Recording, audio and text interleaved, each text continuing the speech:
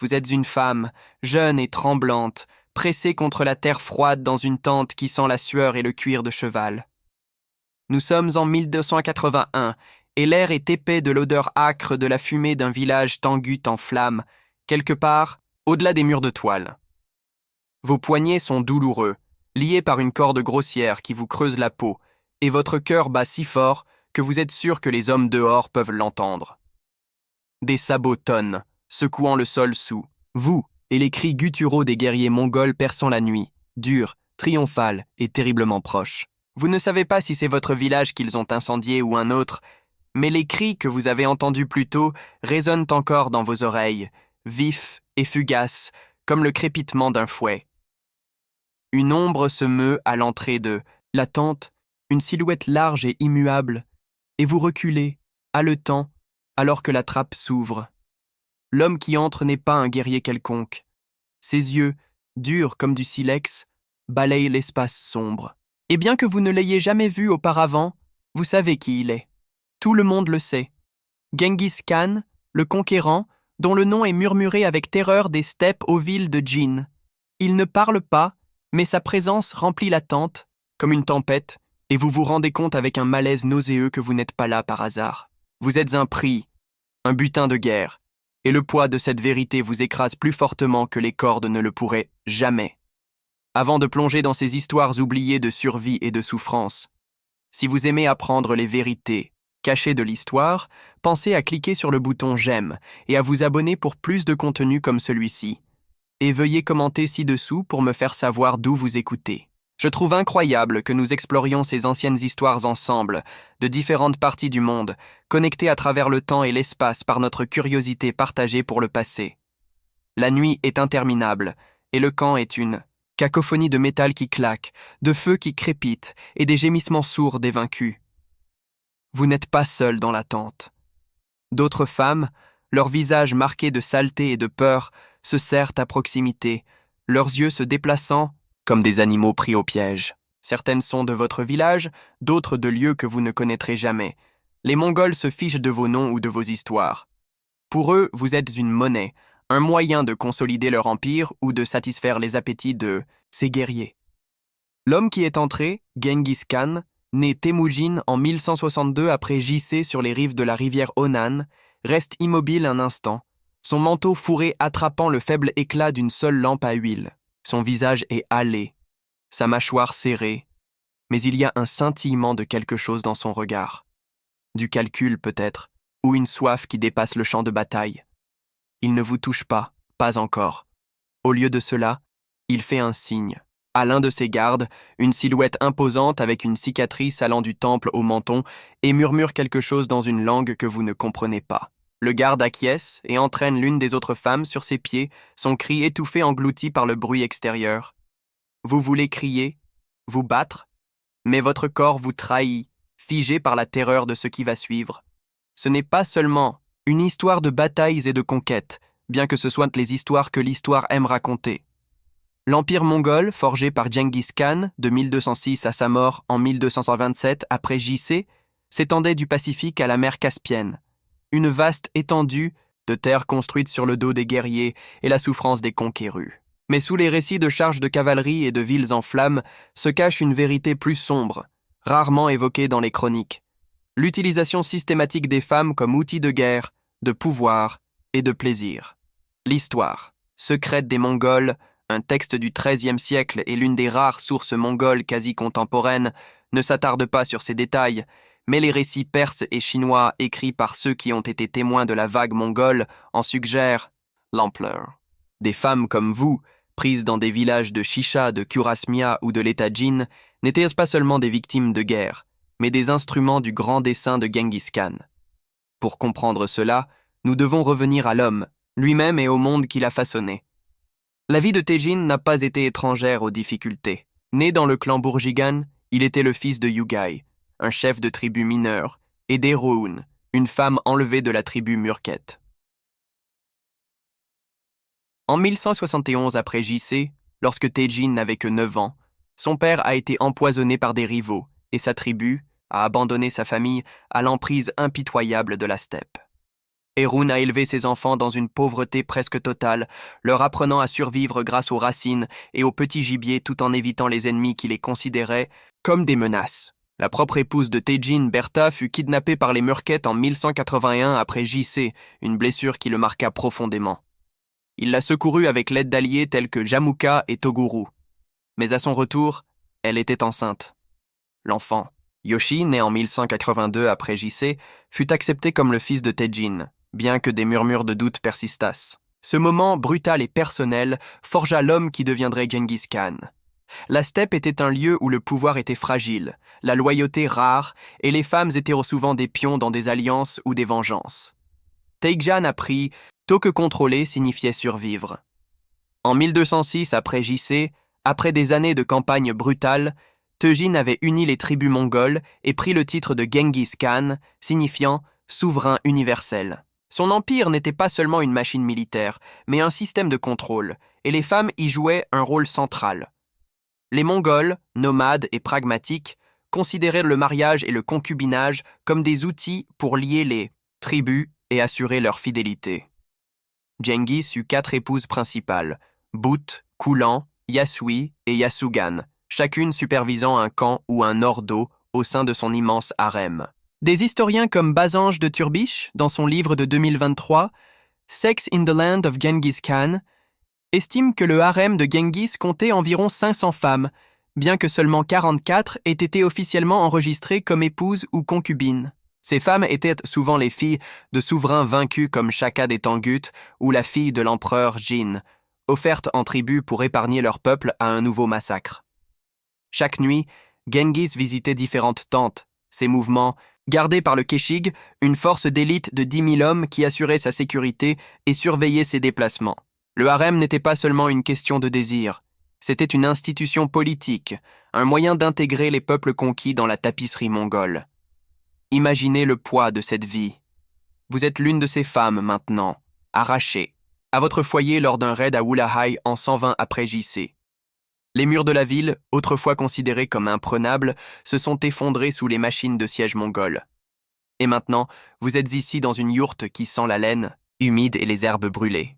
Votre robe, autrefois de soie fine, est déchirée à l'ourlet, et le froid s'infiltre dans le tissu fin, vous glaçant jusqu'aux os. Dehors, le camp est en ébullition. Des chevaux crachent, des hommes rient, le cliquetis du fer aiguisant les armes. Vous entendez les autres femmes chuchoter, leur voix basse et pressante. Certaines parlent d'évasion, mais le chemin est immense et les Mongols sont impitoyables. D'autres parlent de survie, d'apprendre à plaire, à se tailler une place dans ce nouveau monde. Vous voyez leur visage dans la lumière vacillante. Une fille pas plus âgée de 16 ans, les yeux creux. Une femme plus âgée, les mains calleuses, marmonnant des prières dans une langue que vous ne comprenez pas. Elles sont toutes différentes, pourtant liées par le même destin.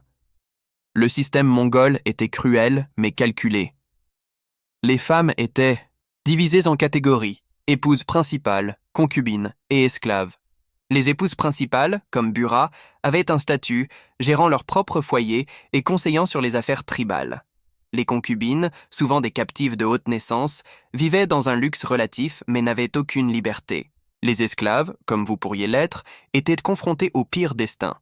Travail domestique, servitude sexuelle ou commerce sur les marchés animés de la route de la soie. Le chroniqueur persan du XIIIe siècle, Juveni, qui servit, les Mongols écrivaient que les femmes étaient échangées comme du bétail, leur valeur mesurée en chevaux ou en or. Certaines étaient forcées de servir les soldats, leur corps utilisé pour apporter du réconfort après les batailles, comme le décrit un article de 2025 sur Vocal Media. D'autres, jugées belles ou exotiques, étaient envoyées au harem de Genghis Khan, où elles vivaient dans une cage d'or, comme le dit le même article. Leur vie dictée par les caprices du Khan. Perdre sa faveur pouvait signifier une rétrogradation, l'exil ou la mort. La dynamique de pouvoir était brutale. Des hommes comme Genghis Khan avaient un contrôle absolu, mais les femmes aussi exerçaient une influence de manière subtile. Bruta, sa première épouse, était une conseillère de confiance. Ses conseils étaient recherchés même dans les affaires de guerre. Les femmes mongoles en général, comme le note Turbiche, étaient actives dans la vie publique, gérant le commerce, conduisant des chariots, combattant même aux côtés des hommes. Pourtant, cette liberté n'était pas universelle. Les femmes, captives, n'avaient pas une telle autonomie. Vous le sentez maintenant, le poids des regards sur vous, l'attente implicite que vous devez vous surpasser. Survivre. Le garde revient, ses bottes craquant sur la terre battue, et vous désigne. Votre estomac se serre, mais vous vous forcez à vous tenir debout, les jambes tremblantes. Les autres femmes détournent le regard, leur silence plus fort que tout cri. Les pratiques sexuelles de Genghis Khan n'étaient pas de simples débauches, personnelles. Elles étaient stratégiques. En prenant des femmes de chaque tribu conquise, il s'assurait que sa lignée se répande à travers son empire, un héritage génétique que confirment les études modernes sur l'ADN. Une étude de 2003 publiée dans l'American Journal of Human Genetics a révélé que 8% des hommes de l'ancien empire mongol, soit environ 16 millions aujourd'hui, portent un marqueur chromosomique Y probablement lié à Genghis Khan et à ses fils.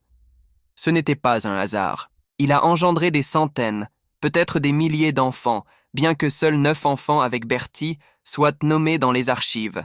4 fils, Joké, Chagati, Ogad et Tolui, et 5 filles. Le reste, nés de concubines et d'esclaves, étaient souvent non enregistrés, les noms de leurs mères perdus dans l'histoire. Vous vous demandez, alors que vous êtes conduite hors de la tente, si votre enfant, si vous en avez un, sera l'un de ces oubliés. Une ombre dans la vaste lignée de l'Empire. Le camp s'étend devant vous, une mer de yourtes sous un ciel chargé d'étoiles. L'air est vif, portant l'odeur de moutons rôtis et la légère saveur métallique du sang. Des guerriers se déplacent dans les ombres, leur rire rauque, leur visage rougi par le koumis, le lait de jument fermenté qui coule librement après une victoire. Vous êtes conduite à une yourte plus grande, son entrée flanquée de gardes dont les lances scintillent dans la lumière du feu. À l'intérieur, l'air est plus chaud, épais de l'odeur d'encens et de fourrure. Genghis Khan est là, assis, sur un tabouret bas, les mains sur les genoux. Il ne vous regarde pas au début, son attention fixée sur une carte étendue devant lui, dont les bords se recroquevillent comme des feuilles sèches. Vous remarquez les rides sur son visage, les cheveux gris de sa tresse, des signes d'un homme qui a passé des décennies à cheval, à combattre, à conquérir, à survivre. Il parle, sa voix basse, presque douce. Mais il y a une dureté en dessous, comme de la pierre sous une terre molle. Vous ne comprenez pas les mots, mais l'intention est claire. Ce n'est pas une négociation. Le traitement des femmes par les Mongols n'était pas propre à Genghis Khan. Ses successeurs, comme Ogedei, qui régna de 1229 à 1241 après J.C., ont poursuivi ces pratiques. Le chroniqueur persan Rachid al-Din, écrivant au début du XIVe siècle, décrit la punition infligée par Ogedei au peuple irakien en 1237. Après J.C., 4000 jeunes filles ont été violées par les soldats, leurs familles forcées d'assister à la scène avant d'être réduites en esclavage. Cette brutalité était un message, un rappel de la domination mongole. Pourtant, comme le souligne Turbesh, la société mongole n'était pas uniformément cruelle. L'adultère, par exemple, était sévèrement puni lors des premières conquêtes de Gengis Khan, souvent par la mort pour prévenir les vengeances. Mais les lois ultérieures étaient plus clémentes, imposant des amendes à la place. Les femmes célibataires et les veuves étaient peu surveillées. Leur liberté sexuelle contrastait fortement avec les normes confucéennes rigides de la Shin Song, où l'emmanant des pieds paralysait les femmes pour souligner leur faiblesse. Les femmes mongoles n'étaient pas des captives. Elles étaient fortes, pratiques, essentielles à la vie nomade. Mais pour vous, captives, cette force est un rêve lointain. Les jours se fondent dans les semaines. Vous apprenez les rythmes du camp, le bruissement prématinal des guerriers se préparant à une incursion, le cliquetis des chariots en bois lorsque l'ordo traverse la steppe, les moments de calme où les femmes échangent des histoires et à voix basse. Vous apprenez à lire les humeurs du Khan, la façon dont ses yeux s'adoucissent lorsqu'il parle de Berti, ou se durcissent lorsqu'il reçoit des nouvelles de rébellion. Vous apprenez à survivre, à enterrer le chagrin de la vie que vous avez perdue. Certaines femmes, vous remarquez, s'adaptent plus rapidement, leur voix devenant plus audacieuse, leurs yeux plus acérés. Une d'elles, une Qurayshienne nommée Aïcha, vous murmure un soir une rumeur selon laquelle Genghis Khan aurait partagé une couverture avec son rival Jamukha dans sa jeunesse. Un lien de fraternité qui a fini par la trahison et la mort. L'histoire semble un avertissement. La loyauté est éphémère, et même les puissants peuvent tomber. En 1215 après JC, les armées de Gengis Khan avaient saccagé Jongdu, la capitale, Jin, et tourné leur attention vers l'empire Quraysh. L'invasion d'Ottar en 1219 fut un bain de sang. Après que le gouverneur Inalchuk eut provoqué Gengis Khan en exécutant ses envoyés, les Mongols réduisirent la ville en cendres, éventrant ses citoyens à la recherche de richesses cachées. Comme le relate un article de Sky History de Minzutzlaw 2025, des femmes comme vous ont été prises en grand nombre, certaines pour le haram, d'autres pour les marchés. Le commerce des esclaves féminines, comme le souligne un média vocal, était un pilier de l'économie mongole, prospérant sur la souffrance humaine. Vous le voyez maintenant sur les visages des nouvelles captives amenées au camp, leurs yeux reflétant votre propre terreur de cette première nuit. Le cycle se répète, implacable comme le vent de la steppe. Pourtant, il y a des moments d'étrange humanité. Un soir, alors que le camp s'installe près des montagnes hellènes, une femme mongole, non pas une captive mais une membre du clan, vous apporte un bol de lait de jument chaud. Ses mains sont calleuses, son visage marqué, mais son geste est doux. Elle ne dit rien, mais sa présence vous semble un lien avec quelque chose de plus tendre, quelque chose que les conquêtes n'ont pas brisé. Vous apprenez qu'elle s'appelle Kulan, une épouse secondaire, et elle vous apprend quelques mots en mongol, sa voix patiente. Ces moments sont rares, mais ils vous empêchent de vous briser complètement. Au fil des ans, Genghis vieillit, ses campagnes deviennent plus féroces. En 1227, il assiège à nouveau les Shishas, déterminé à écraser leur rébellion. Vous entendez des murmures selon lesquels il est malade, qu'une chute de cheval l'année précédente l'a affaibli. Le 18 août 1227, il meurt dans son camp près d'Inyuan, son corps ramené en Mongolie en secret. Les chroniques, comme celle de Marco Polo, affirment que ses funérailles furent un carnage. 2000 esclaves furent tués pour que son lieu de sépulture reste caché. Vous n'êtes pas là lorsque cela arrive. Vous êtes toujours dans leur dos, maintenant sous l'œil vigilant de l'un de ses fils. Le haram ne se dissout pas, mais son but change. Sans le khan, les femmes sont à la dérive. Certaines oubliées, d'autres échangées à de nouveaux maîtres. Vous vous demandez si vous reverrez un jour votre foyer, ou si la steppe vous absorbera, comme elle l'a fait pour tant d'autres.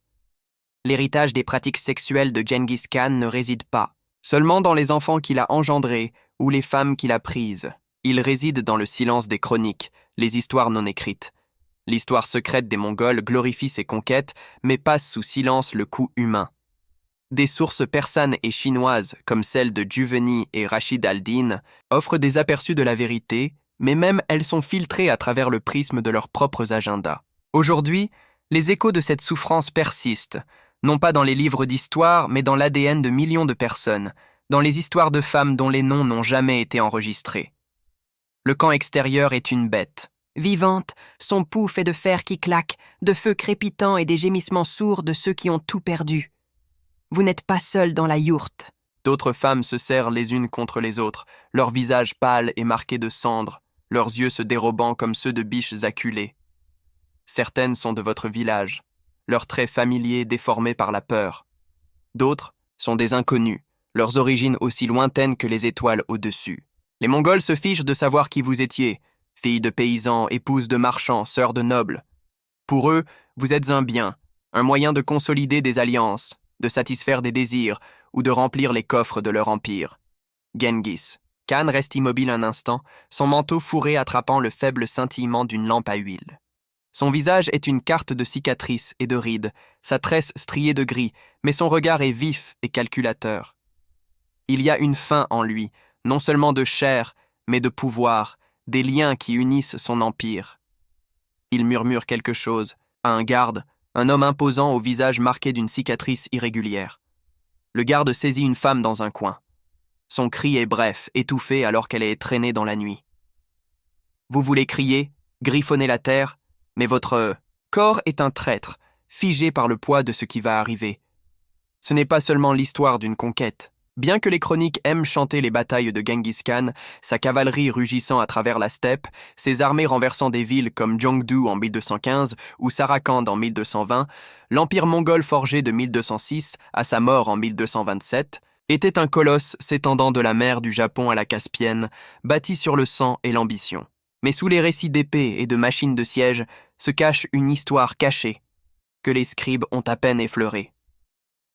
L'histoire secrète des Mongols, écrite au XIIIe siècle, glorifie les triomphes du Khan, mais passe rapidement sur le coût humain, en particulier pour les femmes. Des chroniqueurs perses comme Jouvaini et Rachid al-Din, écrivant au XIIIe et XIVe siècle, offrent des aperçus de la vérité, tout comme les documents chinois des dynasties Jin et Song.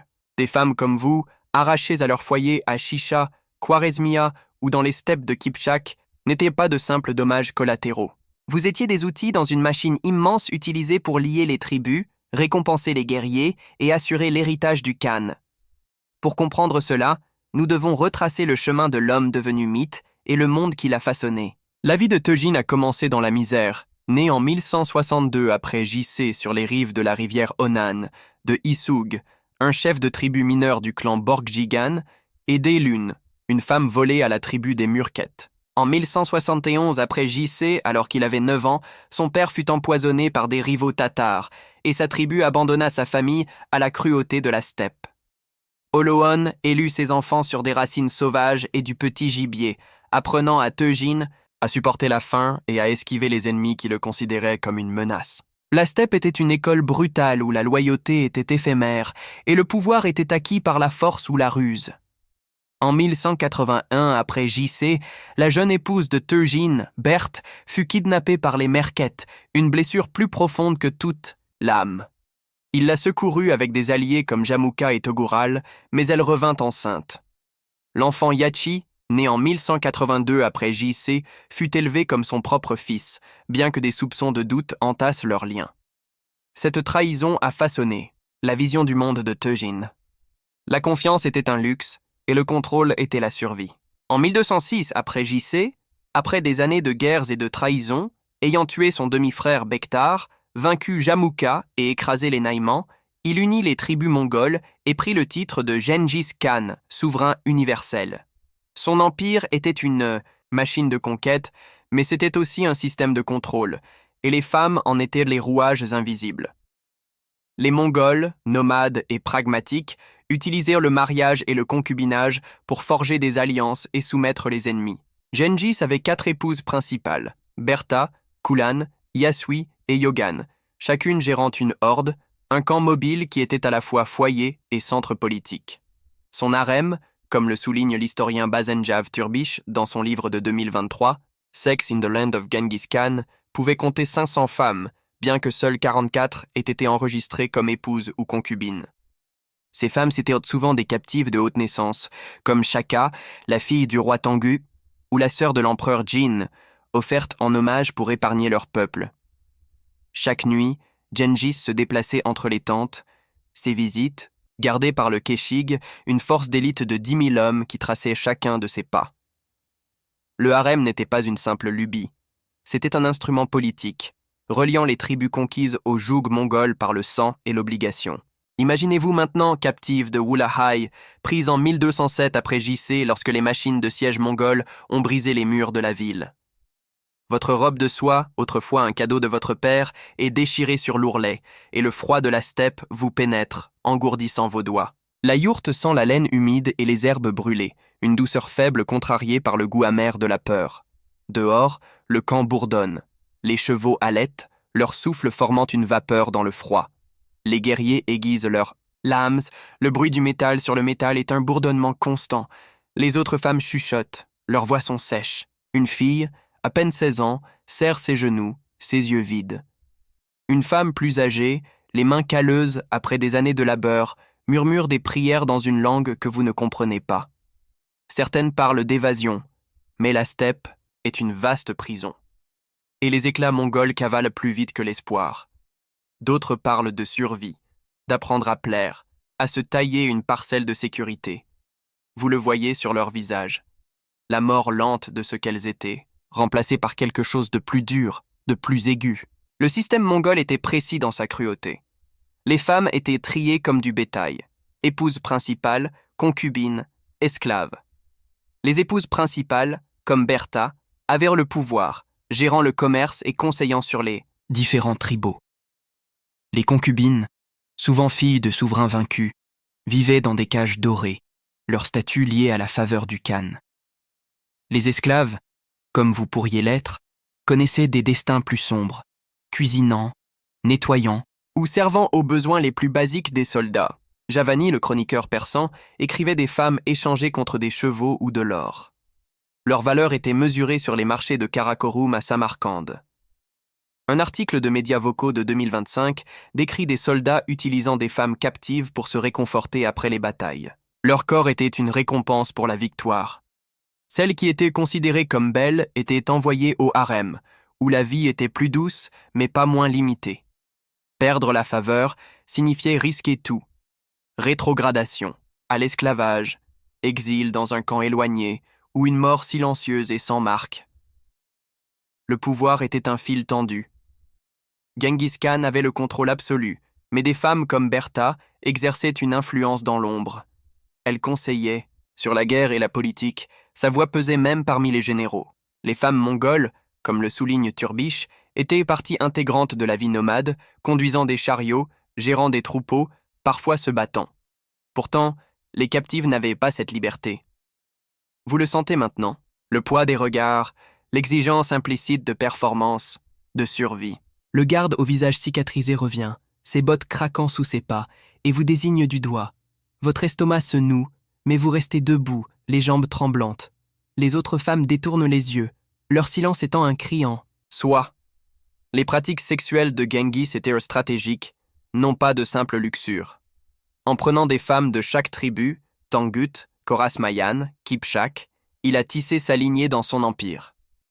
Une étude de 2003 dans l'American Journal of Human Genetics a révélé que 8% des hommes de l'ancien empire mongol, soit environ 16 millions aujourd'hui, portent un marqueur chromosomique Y lié à Genghis et à ses fils. Il a engendré des centaines, peut-être des milliers d'enfants, bien que seuls 9 avec Bertha soient nommés. 4 fils, Yoki, Chagati, Ogad, Tului et 5 filles. Le reste, nés de concubines et d'esclaves, ont disparu dans l'histoire, les noms de leurs mères non enregistrés. Vous vous demandez, tandis que le garde vous conduit à travers le camp, si votre enfant sera l'une de ces ombres, perdue dans les méandres d'une mémoire immense. Le camp s'étend sous un ciel chargé d'étoiles. L'air est vif avec l'odeur de moutons rôtis et de sang. Des guerriers se déplacent dans l'obscurité, leur visage rougi par le kuma. Leur rire gronde. On vous conduit à une grande yourte, dont l'entrée est flanquée de gardes portant des lances qui brillent comme des crocs. À l'intérieur, l'air est chaud, chargé d'encens et de fourrure. Genghis est assis sur un tabouret bas, les mains sur les genoux, une carte devant lui, froncée au bord. Son visage est marqué, sa tresse grisonnante, mais sa présence est une force comme le vent qui plie l'herbe. Il parle, sa voix basse, presque douce, mais elle porte le poids du commandement. Vous ne comprenez pas les mots, mais l'intention est claire. Il n'y a pas de choix ici, seulement la survie. Cela n'était pas propre à Genghis. Ses fils et ses successeurs, comme Agad Erelbad 129 en 141 après JC, ont continué cette pratique. Rachid Aline rapporte la punition d'Agad en 1237 après JC d'Eoharat. 4000 filles violées devant leur famille, puis réduites en esclavage. L'acte était un message, un rappel de la puissance mongole. Pourtant, la société mongole n'était pas uniquement cruelle. Turbish note que l'adultère, autrefois puni de mort pour prévenir les vengeances, était plus tard passible d'amende, et les femmes célibataires jouissaient de libertés inconnues en Shinsong où le bandage des pieds symbolisait la fragilité. Mais pour les captives, de telles libertés étaient un mythe.